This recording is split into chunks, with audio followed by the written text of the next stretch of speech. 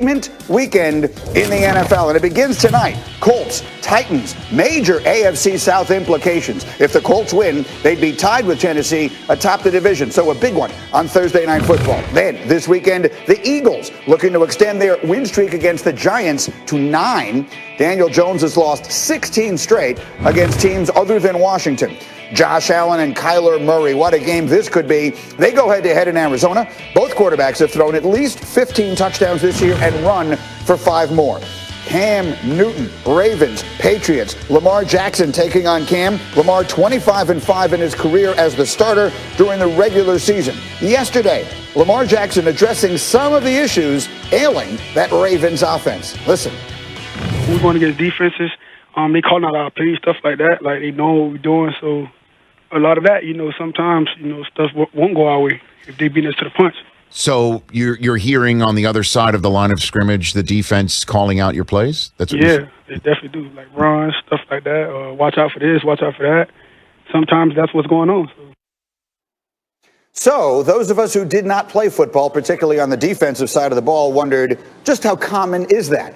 The good news is I have 2 guys who play defense to answer that question. Dominique, just how common is it that defensive players will be calling out the plays before the ball is snapped? Well, I was saying, watch out for this, watch out for that. Like, that's your job. Like, we look up tendencies all week. We study all week to be able to prepare when we see certain formations at certain places on the field, certain times in the game. It's important for the offenses to know that we're doing that also and change it up and flip their tendencies so they don't catch us. I think what Lamar is saying is that they aren't doing that. It seems to be that Lamar is making somewhat of a public criticism of the coaching staff to say that they know what we're doing and we're not adjusting. And I guess the stats would suggest that he is right because they haven't lost all that much. I know they lost their tackle last week and they lost Hall of Fame guard Marshall Yonda, but the way that their offense has declined, I don't think is commensurate with those losses. So I think he's suggesting that they aren't as prepared for these games as the defenses that they're going against. Again, Lewis, so you played on the defensive side of the ball as well. If the defense is calling out the plays and they're right a great percentage of the time, what does that mean? What is the issue there for Baltimore? Well, it just means, Greeny, that they have some tendencies. And, when I went back and looked at some of my notes and some of my film study before they played the Chiefs on Monday night, by personnel grouping, they definitely have some tendencies, and they have some people that are indicators for them up front as to where they're trying to run the football. Because, look, all teams try to run the football behind their best blockers, and they have some guys who are much better blockers, both on the offensive line and at tight end, than other guys. And so you can, from a defensive perspective, you're going to be keying on those certain individuals and saying, look, on these down and distances, we're going to make sure that we are ready to go right here at the point of attack. And there are some definite tendencies there. As far as the passing game is concerned, look, they're just limited in what they can do as far as attacking the entire width of the field. They try to attack you between the numbers. So when it comes to certain situations, if I'm a safety, I'm telling the corners, hey, look, a lot of times you're going to be on your own because we're trying to pack this middle of the field here and make sure we take care of a guy like Mark Andrews in particular. So there's no question teams have kind of dialed into what they're trying to do, and they're going to have to change it up and be more. D. Wood, now you're on the offensive side, and you hear the guys across the ball, and they're calling out your plays, and they're right. What does that mean, and what do they need to do to get that right in Baltimore? Well, Greeny, listen, the whole advantage of the offense is we know where we're going faster than the defensive guys. So if you take away the advantage of we know where we're going, now it's at best an even matchup, which takes away from the Ravens' rushing attack. I've always said when Lamar Jackson became the starter and the Baltimore Ravens went all in on Lamar Jackson, it was like playing a service academy. And Lewis and Dominique know what I'm talking about. You go playing traditional offenses week to week, and then all of a sudden you run against the Baltimore Ravens. And it's just like, whoa. But now people are starting to look at this offense, and they're starting to key in on little things. And both Neek and Lewis talked about it. Once you start keying in and you're not changing up personnel groupings and all those things that go along with it, people start to get a beat on you, and that little bit can take away from your efficiency as an offense. So the bottom line of it is this, Dominique. It's a simple question. We know they can win a lot of games. They've won a lot of games. Do they need to diversify their offense? This just feels like another statement. Do they need to diversify their offense if they're going to do what they ultimately want to do, which is win a championship? Yeah, I think they absolutely do need to diversify their offense. And I think the ways to do that is to give Lamar a little bit more flexibility at the line of scrimmage. Because if you come out there and you're planning to run the ball, but you see that the box is loaded, having some other option for Lamar to go to in a passing situation would help them a lot.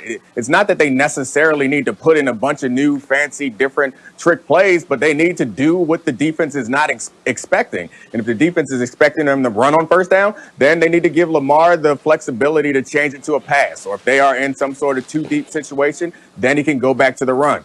It appears that they don't have the personnel to just do what they do and be better than everybody they face, which is what they did last year. They're like, we're running this. No matter whether the box is loaded or not, we're going to run this play, and you can't stop it because we are that much better than you at doing this. That day is gone. They need to be a little bit more diverse and flexible at the line of scrimmage. Yeah, but bear in mind, this is a team that set all kinds of records for offense last year, and the record looks good, but the questions continue to pile up at the midway point of the season. Speaking of questions, this week on First Take, football legend Brett Favre said the Eagles should have stuck with Nick Foles over Carson Wentz after Foles led them to a Super Bowl title in 2017 and then led them to the playoffs the following year. Yesterday, the coach of the Eagles, Doug Peterson, a former teammate of Favre's, had this to say.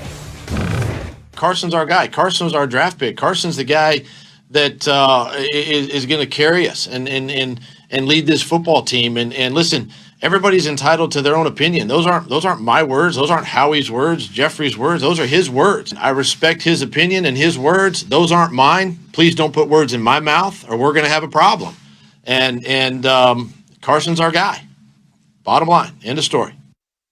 He seems aggravated there. And just to be clear, when he says don't put words in my mouth, there have been people who speculated that his silence, it took him a day and a half to respond to Favre, as though he has to respond to Favre. People were interpreting that as though he was sort of supporting what Favre said. So, Lewis, what do you think? Brett Favre says what he says. Now Peterson has to respond. What's the story in your mind? Look, this team is much different than it was when Nick Foles was there. It's a totally different composition, both on offense and defense and special teams. So to automatically now say because Carson is struggling that they should have stuck with Nick and things would be much different right now, I mean, I quite honestly, I think that's ridiculous. I mean, there's plenty of people now who also think that since Nick has been in Jacksonville and now been in Chicago, that he isn't really that good and he's not even a starting quarterback. There's some people who think he needs to be benched right now because he was never a starting quarterback. So what does that tell you? So look, I mean, all this is right now is this is just kind of revisionist history because it's easy right now to just pile on Carson. And everyone knows Carson needs to play better. Everyone also knows that his offensive line is decimated. He doesn't have the same receiving core, from week to week. And the defense, when you're talking about playing complementary football and winning football games, is nothing like it was during that Super Bowl run. They don't have the same kind of depth at all. And there has been a coaching drain on this football team to a certain degree, and you can debate whether or not that's having an effect also. There's so many things that are different from the time that Nick was there that it's like who cares anymore about what Nick would have done or if he would have been better. It doesn't even matter. All it is just talk. That's all it is. That's clearly true, and yet the talk doesn't go away for whatever reason. And so, Damian Woody, again, I'm coming to you because before this season began, you made a bold prediction on this show that you thought that Wentz would get benched this year. That was at a time when other people were predicting it might be the MVP of the league. So you tell me, what's gone wrong for Carson Wentz this season? Well, Greeny, listen, it's a combination of things. Obviously, Lewis spoke upon it. The personnel on offense is just drastically different, whether it be the offensive line, players missing on the offensive line, skill position players haven't been available to the quarterback, but also a big part of it is just the quarterback. Listen, no one can deny Carson Wentz's talent. We all see it on the field. But the fact that he goes out there and one play he makes a spectacular play, and then he'll follow it up with a couple